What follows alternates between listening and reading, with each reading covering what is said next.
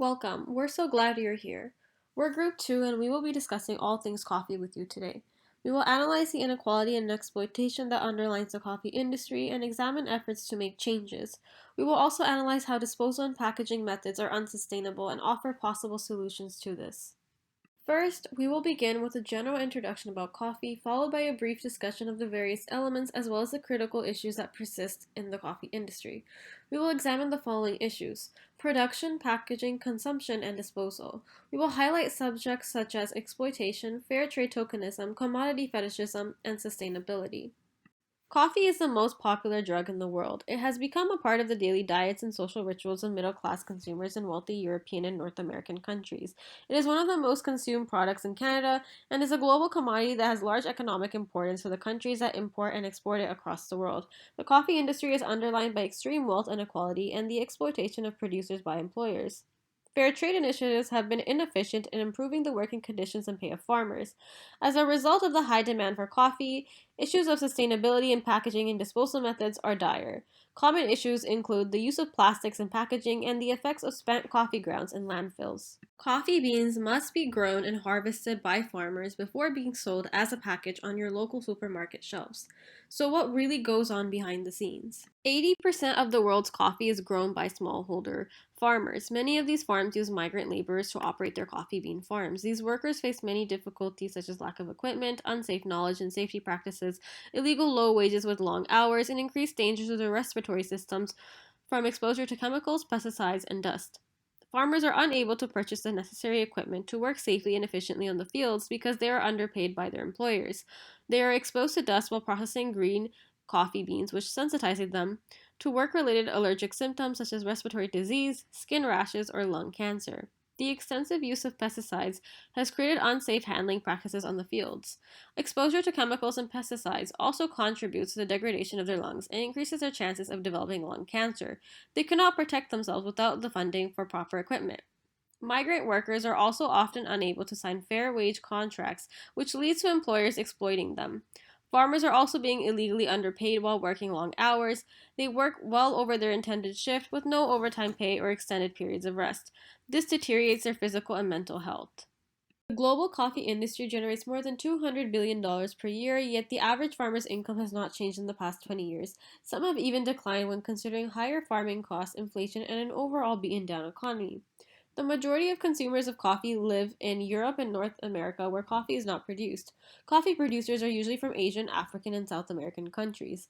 The global dependence on this product has resulted in many ethical issues arising, such as extreme wealth inequality and the inefficiency of fair trade networks in improving the working conditions and pay of farmers. Coffee is produced in over 60 countries. Some of them rely heavily on it. There are countries where coffee exports account for up to 50% of export earnings. On average, a 16-ounce cup of coffee in the United States costs about $2.70. After material costs, cafe labor, store operational costs, importer and exporter fees, only about 14 cents remains for the farmers. This, of course, varies based on the deals the farmer has with his middlemen, exporters, and importers. Fair trade initiatives were created to help improve the working conditions and pay of farmers, but they have failed and unintentionally caused more harm. The extra cooperatives like the Fair Trade Group are criticized for taking money intended for farmers. Although Fair Trade provided price premiums to producer organizations, a larger share of the retail prices remained in the consuming country relative to conventional coffee trade. It has been proved that little or none of the extra money paid by consumers for fair trade coffee reaches farmers. Sustainable coffee packaging is very important because millions of people are buying coffee every day, and if the packaging is unsustainable, it becomes detrimental to the environment. Unfortunately, coffee is inefficiently packaged. 90% of coffee packaging uses plastic, a non biodegradable material that is unsustainable for the environment. Consumers also often use single use cups that are usually made with plastic when consuming coffee.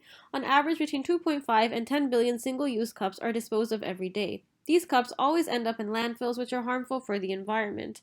One of the common side effects of the use of plastics in coffee packaging is food contamination.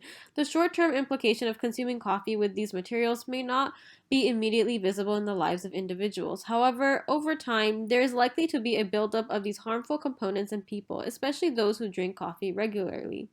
One potential solution is to use plastic that has a lining made of paper. A lining made of paper will prevent plastic from leaking into the coffee, and this will help curb the negative implications that come with the use of plastic. The best solution to single-use cups is to stop using them. Instead, coffee shops should encourage customers to use reusable cups. But what is the relationship between coffee consumers and producers? Coffee consumers and producers are not likely to know much about each other, but they are connected through complex social, economic, cultural, and political relations. They are separated from one another by distance, languages, cultures, class relations, and wealth inequality. Their relationship is defined by commodity fetishism. Commodity fetishism is a term that refers to the tendency for social and biophysical relations involved in the production of commodities to be hidden or incomprehensible so that consumers in capitalistic societies know and understand little about the process. Commodity fetishism has resulted in coffee being seen as an independent commodity rather than the end result of other people's work. Consumers may think they are supporting better working conditions and higher pay for coffee farmers and producers by purchasing fair trade coffee. However, many corporations use token support for fair trade as a marketing strategy while doing little to nothing to actually support the working and living conditions of coffee farmers and producers. This can partly be blamed on the marketing strategies of coffee houses and corporations. Their marketing does not include the poor working and living conditions of coffee farmers and workers, or the social, ecological, and health aspects of coffee production and consumption. Instead, marketing focuses on the lifestyle that consumers lead. The global market also works to deliberately hide the relationship between consumers and producers.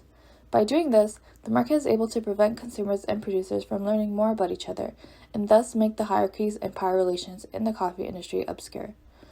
The absurd price, volatility, and surplus of different groups further confuses ethically minded consumers.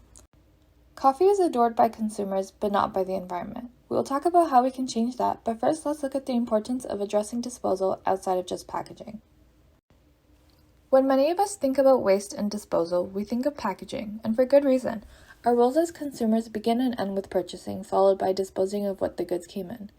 Although altering packaging is a vital step towards sustainability, it does not solve everything. The nature of our role as consumers is the very reason behind why the environmental impact of the various processes it takes for things to be made available to us are easily dismissed. Being guilty of this myself, I used to think, and ignorantly so, that bringing my own reusable coffee mug to my local Starbucks was sustainable enough. However, this completely disregards the detrimental impacts of the manufacturing processes that take place between farm to fork. Coffee pulp, husk, effluents, and spent coffee grounds are byproducts of traditional coffee manufacturing processes, all of which contribute to pollution through direct contamination as well as greenhouse gas emissions. Spent coffee grounds is the most abundant byproduct of coffee manufacturing and is unfortunately also the most detrimental. When decomposing in landfills, SCGs release methane, which is substantially more destructive than carbon dioxide. Now let's look at how the presence of spent coffee grounds in landfills can be reduced and possibly repurposed for something positive. Innovation plays a vital role in the transition to sustainability.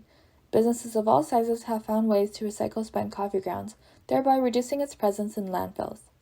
Spent coffee grounds have been recycled into ink, accessories, cups, skincare, cosmetics, and many other products. On a larger scale, biorefinery can be used to address the negative impact SCGs have on the environment.